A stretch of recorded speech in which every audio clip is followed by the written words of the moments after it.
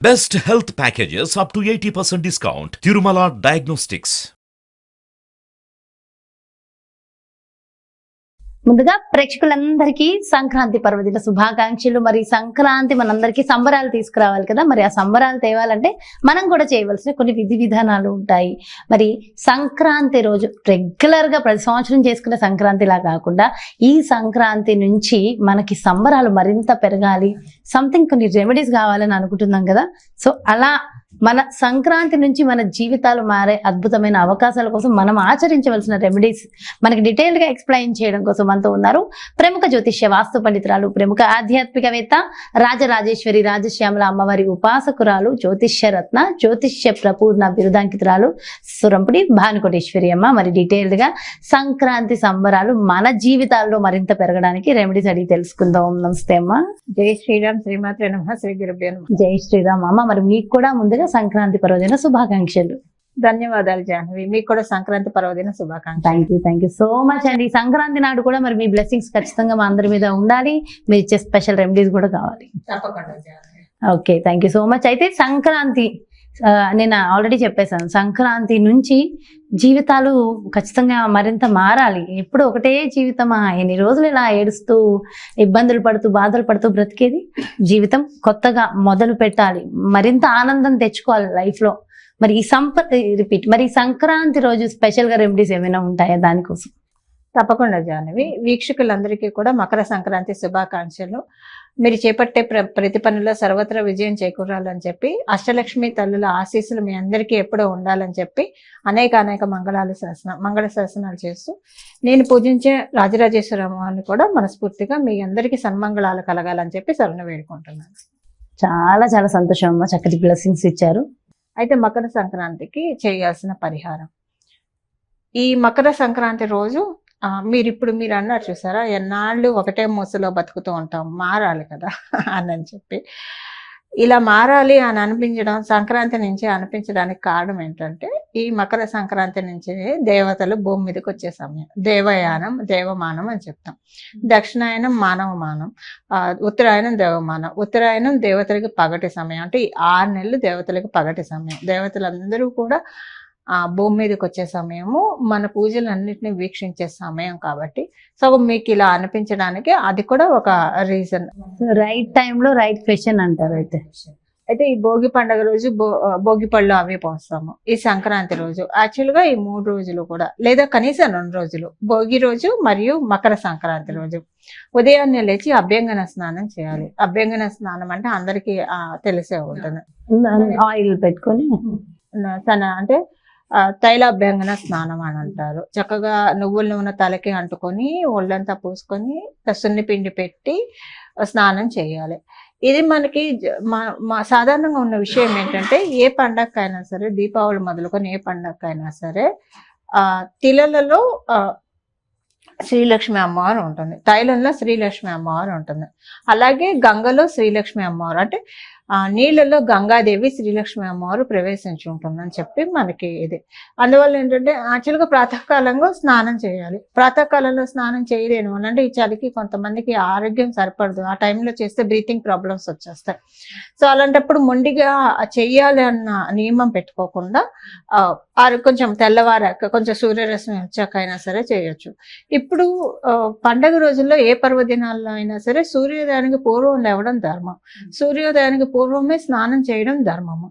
అయితే ఇక్కడ మనకి ఉత్త ధర్మం తెలిస్తే సరిపోదు జాహ్నవి, ధర్మ సూక్ష్మం కూడా మనకు తెలియాలి. సూర్యోదయానికి పూర్వం లేవడం ధర్మం, సూర్యోదయానికి పూర్వమే స్నానం చేయడం ధర్మము. కానీ ఎవరికి? ఆరోగ్యవంతులకి. ఆరోగ్యం ఇప్పుడు కొంతమందికి జలుబు వీటితో బాధపడుతూ ఉంటాయి, ఇలాంటివి ఉంటాయి. సో ఇలా ఉన్న వాడికి ముందుగా అక్కడ చేస్తే అది తప్పు. ఆ శరీరాన్ని కష్టపట్టుకుని ఏ పని చేయకూడదు. అందుకే మనకి ధర్మం కంటే ధర్మ సూక్ష్మాన్ని పట్టుకోవాలి. కాలాన్ని బట్టి ధర్మం కూడా మారుతూ ఉంటారు.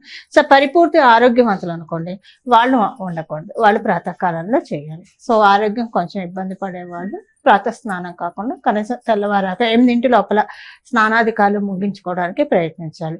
ఇలాంటి ప్రత్యేకమైన పర్వదినాల్లో చేసే స్నానము మనకున్న సమస్త దోషాన్ని తీసేస్తుంది. దిష్టి దోషాన్ని కావచ్చు, ఏదైనా ఒక్కొక్కసారి మనం రోడ్డు మీద వెళ్తున్నప్పుడు వి నెవర్ నో కదా, అక్కడ నిమ్మకాయలు అవన్నీ ఉంటాయి, అవన్నీ దాటుతూ ఉంటాము. శ్మశానాల మీద గుండా వెళ్ళి వస్తూ ఉంటాం.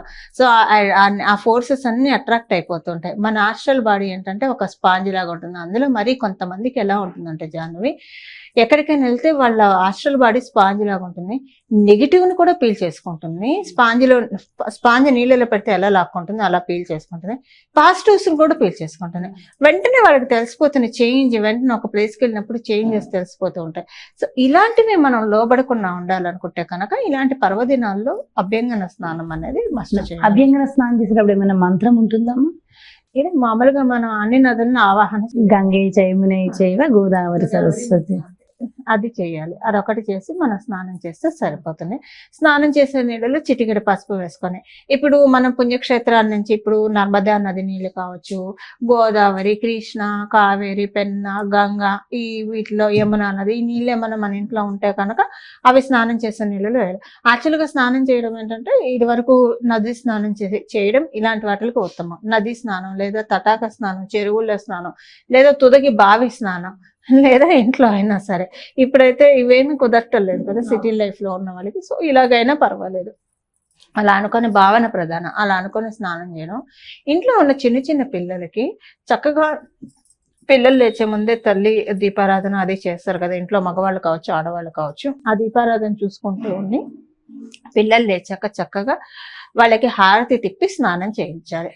హారతి తిప్పినప్పుడే చక్కగా తల మీద నువ్వుల నూనె మాడి కంటి ఒంటి మీద నువ్వుల నూనె రాసి వాళ్ళకి అభ్యంగన స్నానం చేయించడం వల్ల పిల్లలకి మళ్ళీ వచ్చే సంవత్సరం లోపల గడ్డాలు లేకుండా మన పిల్లల్ని మనమే ప్రయత్నపూర్వకంగా కాపాడుకున్న వాళ్ళం అవుతాం. సో హారతి తిప్పడం, మంగళహారతి తిప్పడం అందరికీ తెలిసే ఉంటుంది కాబట్టి నేను దాని గురించి ప్రత్యేకంగా భోగిపళ్ళు కూడా అందుకే భోగిపళ్ళు కూడా అందుకే పోస్తారు. ఆ భోగిపళ్ళు పోసేప్పుడు మనం చూడాలి పిల్లలు ఏడుకొని తినకుండా. అంటే కొంచెం ఒక 5 సంవత్సరాల తర్వాత పిల్లలు అయితే చెప్తే వింటారు. 3 సంవత్సరాల లోపల పిల్లలు అయితే వాళ్ళకి తెలియదు. అవేవో ఎర్రగా కనిపిస్తుంటే నోట్లో పెట్టేసుకుంటారు. సో వాళ్ళ చేతిలో ఏదో లడ్డు ఏదో ఒకటి ఉంచితే వాళ్ళ కాన్సన్ట్రేషన్ రేగిపల్లి వైపు వెళ్లకుండా మనం డైవర్ట్ చేయాలి. అవి తినకుండా చూడాలి. సంక్రాంతి రోజు కూడా పోయొచ్చమ్మా భోగిపళ్ళు?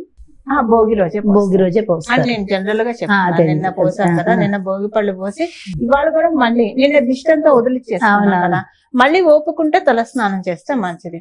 ఓపికన్న వాళ్ళు, ఆరోగ్యం సహకరించిన వాళ్ళు. అలా లేని వాళ్ళు మామూలు కంఠ స్నానమైనా చేయొచ్చు. ఇప్పుడు ఆరోగ్యవంతులకైతే ఇవన్నీ ఏ నియమాలు లేవు, చక్కగా చేయొచ్చు. పూర్తిగా ఆరోగ్యం, ఇప్పుడు కొంతమందికి ఆరోగ్యంగా లేదా అంటే చక్కటి ఆరోగ్యం, కానీ ఉన్నారంటే పూర్తిగా ఆరోగ్యం ఉన్నది. అలాంటి వాళ్ళు ఇలాంటివి చేయకుండా ఉంటే సరిపోతుంది. అప్పుడు తల మీద కాస్త పసుపు నీళ్ళు చల్లుకొని గంగాజలం చల్లుకొని స్నానం చేసిన అదే తల స్నానం చేసిన పుణ్యఫలం వస్తుంది. జాహ్నవి, మొత్తానికైతే సంక్రాంతి సంబరాలు మరింత పెరగడం కోసం చక్కటి రెమెడీస్ అందించేశారు. థ్యాంక్ యూ సో మచ్ అమ్మా. నమస్తే. మంగళం. నమో భగవతే వాసుదేవాయ. చూసారు కదండి, మరి ఈ సంక్రాంతి మొదలు మన జీవితంలో సరికొత్త మార్పులు రావాలి, జీవితంలో నిజమైన సంబరాలు కలగాలి, ప్రతిరోజు ఆనందంగా ఉండాలంటే సంక్రాంతి రోజు ఖచ్చితంగా పాటించవలసిన రెమెడీస్ డీటెయిల్ గా ఎక్స్ప్లెయిన్ చేశారు కదా. మరో చక్కటి ప్రత్యేకమైన కార్యక్రమంతో మళ్ళీ మీ ముందుకు వచ్చేస్తాను. మరి అదేవిధంగా మీ యొక్క జాతకానికి సంబంధించి కానీ, లేదంటే మీ ఇంటి వ్యాపార వాస్తుకు సంబంధించి కానీ, లేదంటే ప్రత్యేకమైన ప్రదేశాలలో ప్రత్యేకంగా ఎప్పటికప్పుడు నిర్వహించేటటువంటి పూజలు యాగాలలో మీరు కూడా పాల్గొనాలి, అమ్మ అపాయింట్మెంట్ కావాలి అనుకుంటే క్రింద డిస్ప్లే అవుతున్నటువంటి నెంబర్స్ కి కాల్ చేయొచ్చు. నమస్కారం.